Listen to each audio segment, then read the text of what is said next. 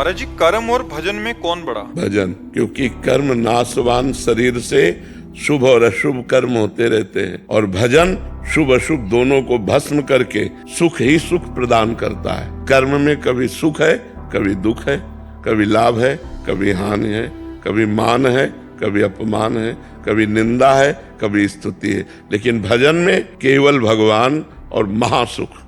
कर्म की ताकत नहीं कि अविनाशी पद प्रदान कर सके, भजन की ताकत है कि अविनाशी पद प्रदान करेगा। कर्म तुम्हारा अच्छा से अच्छा बनेगा तो स्वर्ग लोक जाओगे, वहां पुण्य भोग कर फिर मृत्यु लोक आओगे। लेकिन अच्छा भजन बन गया तो भगवान को प्राप्त हो जाओगे। कर्म से बड़ा भजन है। भजन करते हुए कर्म करो तो भगवान की प्राप्ति हो जाएगी। कर्म त्यागी नहीं होता, कर्म फल त्यागी होता है।